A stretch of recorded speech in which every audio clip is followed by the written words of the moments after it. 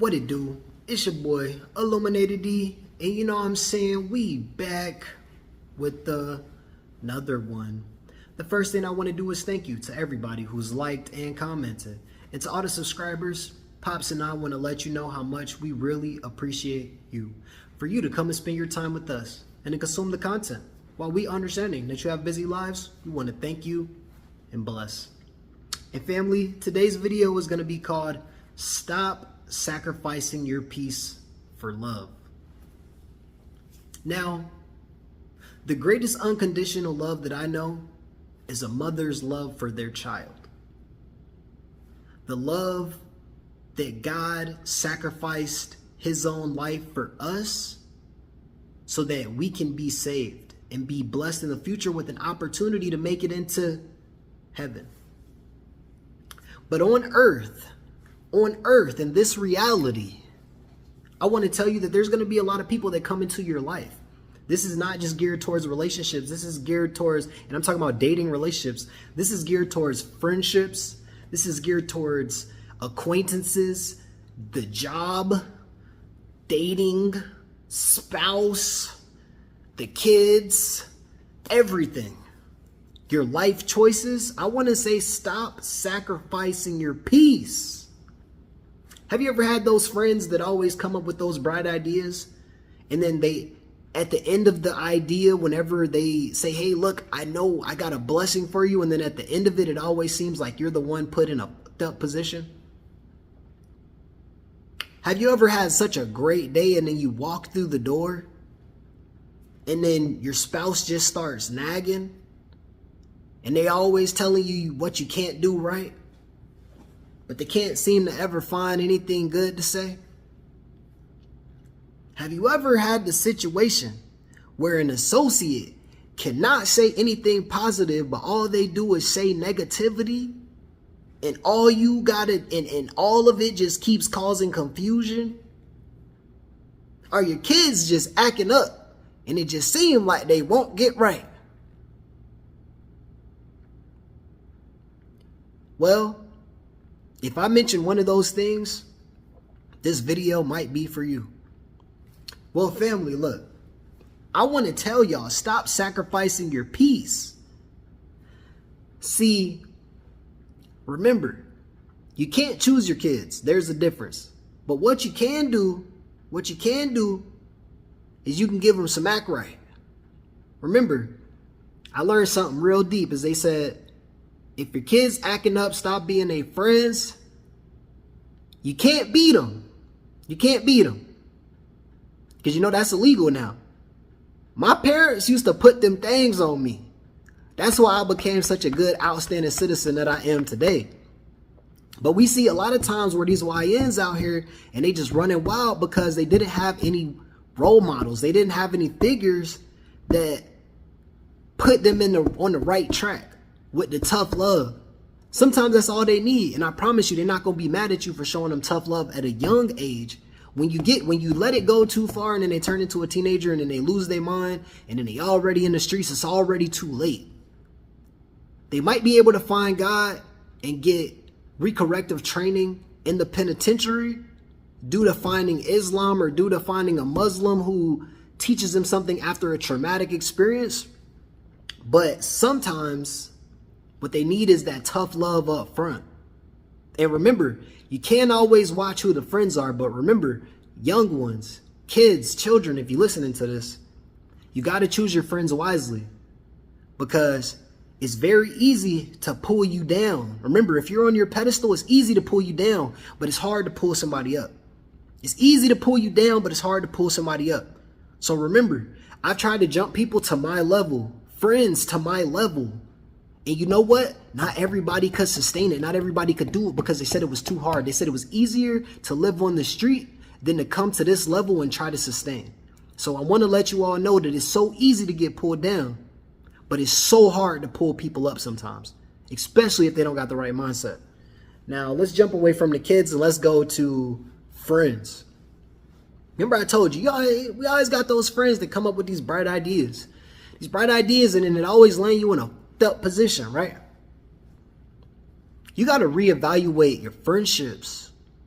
Are they taking you to the top? Are they taking you to the next level? Or are they always speaking life into you, speaking positivity, speaking love, speaking more peace, choosing your peace? Are they bringing you peace, or are they bringing you drama, bringing you chaos? If they're bringing you chaos, cut them off. It's okay to cut people off. It is okay to take a step back, even if they're childhood, because it should be based off of peace and not traumatic experience. It should be based off of peace and not traumatic experience. If they always bring in drama, always bringing negativity, always bringing that bull, maybe you need to reevaluate the friendship and look at the situation like, are they really headed where I'm heading? Or are they just around, and because of their lifestyle choices, all they have to do is speak about negativity? You can try and change them, but remember, you can't take a horse to the water and make them drink. You can bring them to it, but you can't make them drink it. Let's jump over to the spouse. Now, this one's deep, because when smashing is involved, it's hard because you're getting that dopamine. That serotonin keep putting you to sleep. Remember, it puts you to sleep. They say it for women. They say the sex puts you to sleep. It puts you in like a dormant mindset, but it does the same thing for men too, because remember, comfortability makes it harder to leave. And I understand the older generation, it was hard for them to leave because a lot of times the man was the breadwinner. And I don't want to just say it's only for the man, because it's not always the man that's the abusive person. It's not always the man. Sometimes it is the woman. Sometimes it's the man.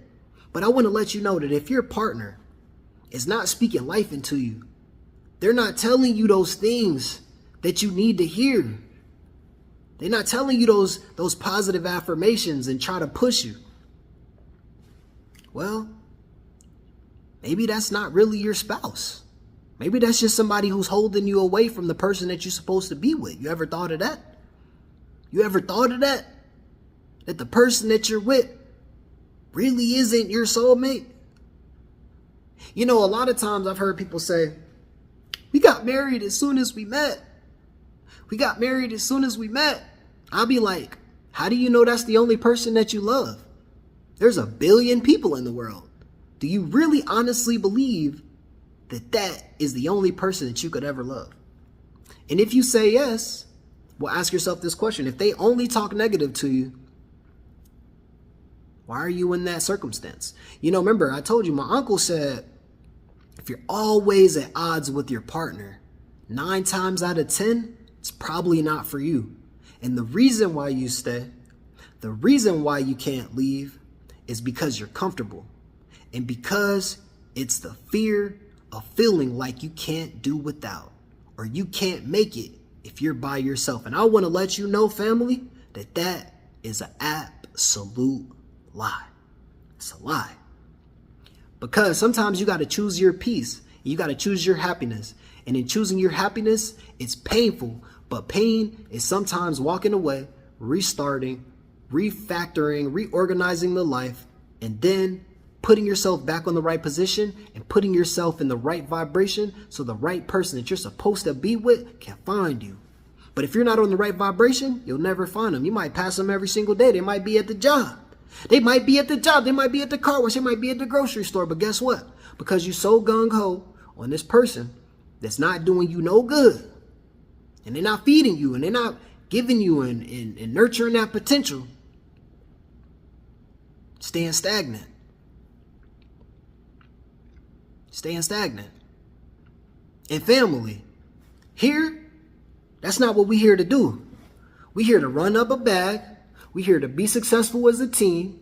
We're here to understand these delusional people that keep coming on the net and telling us these lies. And we're here to level up together so that we can all get to the next level. We haven't even started the streaming yet so everybody can come and talk yet, but I promise you that it's coming. And I want to let you know, do not let a random knock you off your pivot. Do not let a random knock you off your pivot, because I promise you that you got so much to give to the world. And remember, success is all based off a couple things. It's not random. Success is not random. This was not random. It was not random.